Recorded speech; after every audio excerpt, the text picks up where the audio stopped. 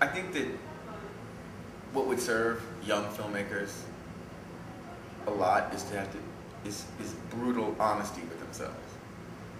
I mean, they have to, because it's very easy to get excited and to make a film, but I don't think a lot of films should be made. I think there are lots of movies that are fairly mediocre and they don't have a spark and they don't have life in them, and sometimes it's not about you, the filmmaker. It's about the thing that you're telling the story about and how you execute that story. So I think it's something that plagues a lot of film festivals too. I mean, a lot of film festivals have quote-unquote film festival movies, you know, where two people who are in love and decide to take a road trip across country and discover love and life in themselves.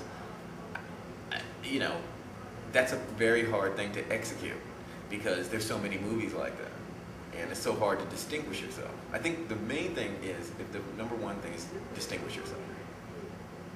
If you want to be in a situation where you know, you're the only movie like your movie. I mean, that's the one thing about Black Dynamite that seems to work very well for us, because there's no other there's no movies like our movie.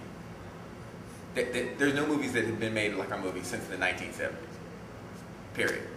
Even the movies that are like, you know, parodies of blaxploitation movies, they're not set in the 70s. They're not really blaxploitation movies, because blaxploitation is a 1972 to 1975 thing. So even those movies aren't, you know what I mean, aren't really, you know, blaxploitation movies. So it's just, not to say that you do blaxploitation or anything, but I'm just saying I think trying to distinguish yourself and being honest with yourself. And also, here's the thing I've been thinking about a lot, is also you have to have compelling still pictures from your movie. Because within the context of a movie, think about it, like it's going to be in a newspaper, it's going to be in a film catalog. People are going to be going through a catalog. We were in the Seattle Film Festival.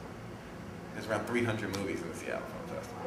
So you have people going page through page looking at pictures. It's not something that you normally think about, like what are your compelling still images, but that's something you have to think about. It's going to be in a magazine or it's going to be somewhere, and people are going to make choices based on looking at a picture.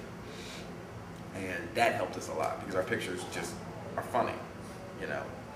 There's a guy with an afro, a gun, and nunchucks, and it looks like it's going to be fun, you know. You can't just have, your life's a lot more difficult if you just have two people just staring at each other in their kitchen. You know what I mean? It's like, what's going to make somebody go say, oh, I want to see this movie? I mean, and that's the kind of thing you have to be honest with yourself about.